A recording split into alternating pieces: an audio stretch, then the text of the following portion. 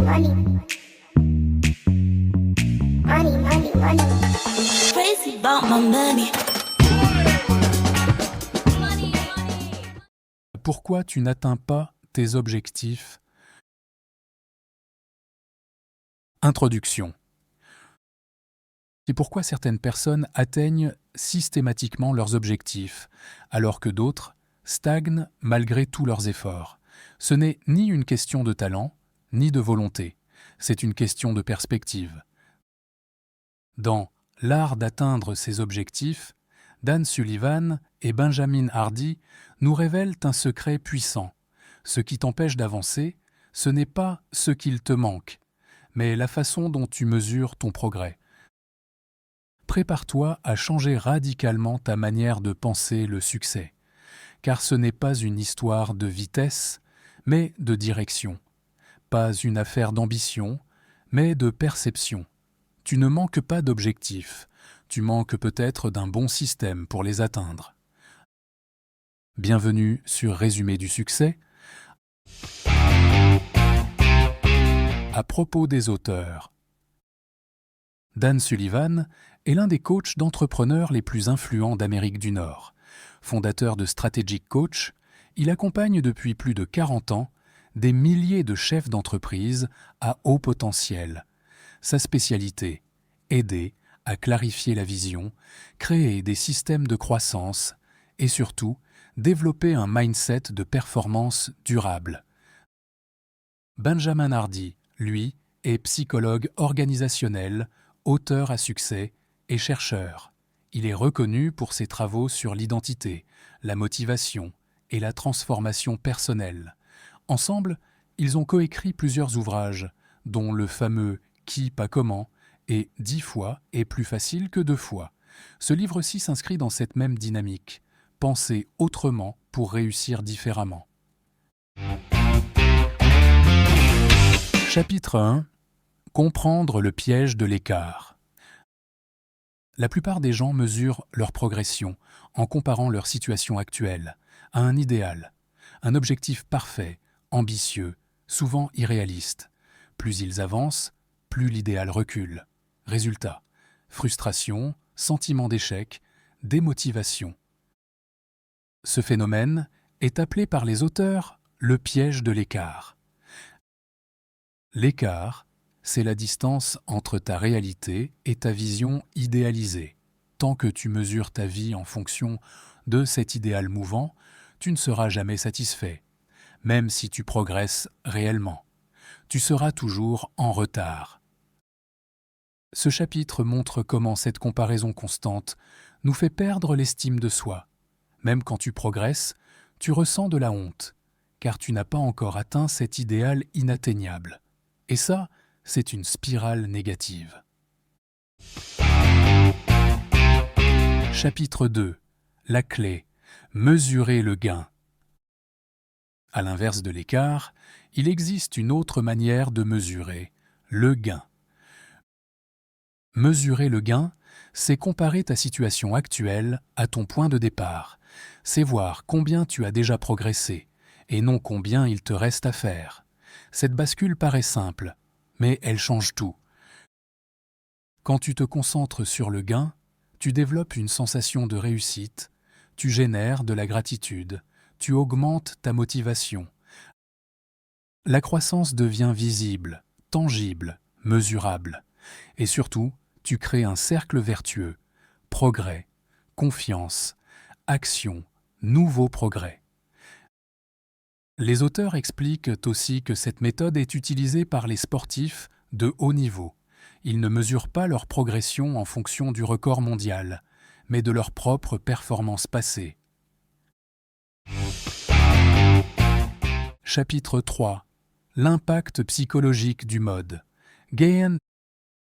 Psychologiquement, le gain agit comme un levier mental puissant. Chaque fois que tu constates un progrès, aussi petit soit-il, ton cerveau libère de la dopamine. Tu ressens du plaisir, tu renforces ta confiance, tu crées une émotion positive autour de l'effort. À l'inverse, le mode écart génère frustration, comparaison négative et anxiété. Même après une victoire, tu la relativises en pensant à ce que tu n'as pas encore. Les auteurs s'appuient ici sur des recherches en psychologie cognitive pour démontrer que la perception du progrès est plus importante que le progrès lui-même. Une personne qui croit progresser persiste. Une personne qui croit stagner abandonne. Chapitre 4. Ça, pratique. L'entrepreneur bloqué. Marc est entrepreneur. En 2022, il se fixe un objectif, 1 million d'euros de chiffre d'affaires. Il en réalise 750 000. Pourtant, il termine l'année déprimé. Il ne pense qu'aux 250 000 manquants. Après avoir lu L'art d'atteindre ses objectifs, il revoit sa mesure. Il se rappelle qu'il a commencé à 400 000 2 ans plus tôt. Il a donc presque doublé son chiffre d'affaires. Cette prise de conscience change tout. Il se sent fier, il retrouve sa motivation, il voit où il peut encore s'améliorer. L'année suivante, il dépasse son million, pas grâce à une nouvelle stratégie, mais grâce à une nouvelle perspective. Ce cas montre qu'un simple changement de point de vue peut débloquer des résultats concrets. Parfois, ce n'est pas la stratégie qu'il faut changer, mais le regard que l'on porte sur ce qu'on vit. Chapitre 5. Reprogrammer ton cerveau au quotidien. Le livre propose plusieurs outils concrets pour sortir de l'écart et passer durablement en mode gain. Le journal du gain. Chaque soir, note 3 choses que tu as accomplies, même petites. La comparaison inversée. Compare-toi à toi-même il y a 30, 60 ou 90 jours. Célébrer consciemment. Ne banalise plus tes avancées. Prends le temps de les savourer. Ces exercices, appliqués quotidiennement, entraînent ton cerveau à valider tes efforts et à renforcer ton estime personnelle. En parallèle, tu apprends à reconnaître que la constance produit plus de résultats que l'intensité temporaire.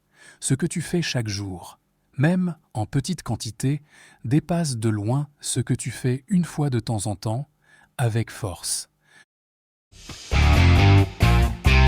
Chapitre 6. Leadership et gain collectif.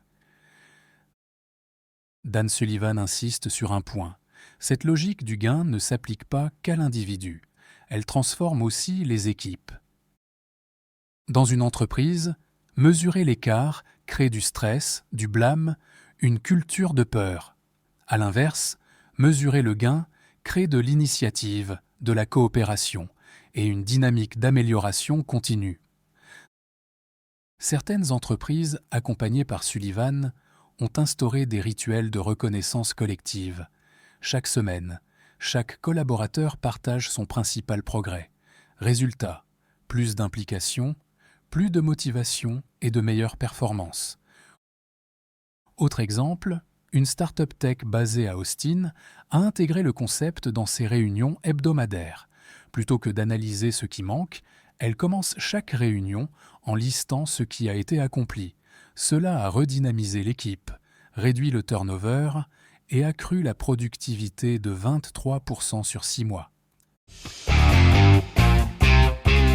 Chapitre 7. Le gain dans la vie personnelle. Le gain ne s'arrête pas au travail. Dans ta vie personnelle, tu peux l'appliquer partout. En couple, vois comment votre communication s'améliore. En famille, valorise les petits gestes de tes enfants. En santé, observe tes efforts plutôt que tes manques. En finance, regarde ta discipline, pas juste ton solde bancaire. Imagine un père de famille qui, au lieu de reprocher à son enfant ce qu'il n'a pas fait, célèbre ce qu'il a mieux fait cette semaine. Cela transforme non seulement l'enfant, mais aussi le climat familial. Une femme en rémission d'un burn-out partage dans le livre comment, en appliquant la logique du gain, elle a retrouvé confiance en elle. Chaque jour, elle listait 3 choses qu'elle avait faites pour sa santé mentale. En 3 mois, Elle ne voyait plus son anxiété comme un échec, mais comme un terrain de victoire progressive. Chapitre 8. Identité et auto-perception. Ce livre insiste sur un point central. En changeant ta façon de mesurer, tu changes ton identité. Quelqu'un qui mesure l'écart se voit comme pas encore assez bon. Quelqu'un qui mesure le gain se voit comme quelqu'un qui progresse. Et cette différence d'identité détermine tes choix, ton énergie, ta posture dans la vie. Tu ne te juges plus selon ce qu'il manque, mais selon ce que tu construis. Un coach sportif interrogé dans le livre raconte qu'il a changé la vie de ses clients simplement en leur montrant l'évolution de leurs efforts, pas seulement leurs résultats physiques. C'est la logique du progrès mesurable qui libère. Chapitre 10. Le gain comme habitude de vie. La grande idée finale du livre. Le gain n'est pas une astuce, c'est une philosophie, un réflexe, une habitude mentale. Tu peux l'appliquer à tout. Tes finances, observe combien tu as appris à gérer. Ton couple, remarque comment vous gérez mieux les conflits. Tes projets, célèbre chaque phase accomplie. Cela demande un entraînement. Mais comme toute habitude, elle devient automatique. Et une fois installée, elle devient un levier immense de confiance, d'action et de paix intérieure. Les auteurs te proposent un engagement simple. Chaque soir, écris 3 gains du jour. Fais-le pendant 30 jours et observe. Car la transformation commence quand tu changes ce que tu regardes. Et surtout, comment tu regardes. Synthèse des idées à retenir. Le piège de l'écart. Mesurer ta progression par rapport à un idéal te condamne à l'insatisfaction. Le pouvoir du gain. Tu gagnes en confiance en te comparant à ton passé, pas à un futur abstrait. La dopamine du progrès. Ton cerveau récompense ce que tu valorises. Apprends à voir les étapes. L'identité en construction. Tu n'es pas défini par ce qui te manque, mais par ce que tu construis. Le gain est contagieux. Appliqué en équipe, il crée une culture de progrès et de motivation durable. C'est une habitude quotidienne. Noter tes gains transforme ton rapport au temps et à toi-même. Mini quiz. Teste ta compréhension. 1. Quelle est la principale erreur commise dans la poursuite d'objectifs? Réponse. Se comparer à un idéal inatteignable, l'écart, au lieu de mesurer les progrès réels, le gain. 2. Pourquoi le gain est-il plus motivant que l'écart? Réponse. Parce qu'il libère de la dopamine, renforce la confiance et rend visible le progrès concret. 3. Quel aspect est la conséquence identitaire d'une mesure basée sur le gain? Réponse. Tu te vois comme une personne en croissance, ce qui améliore ton estime de toi et ta persévérance. Conclusion. Une nouvelle manière de vivre le succès. Tu n'as pas besoin de courir plus vite. Tu as besoin de mesurer autrement.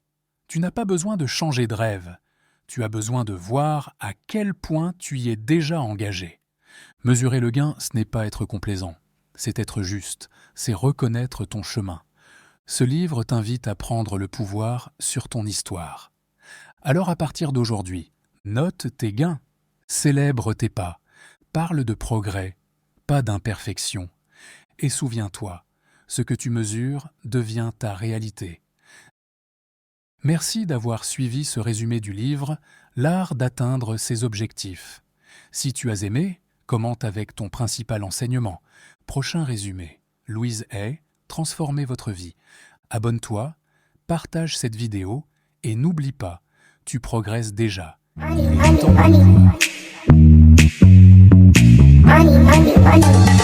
Crazy about my money.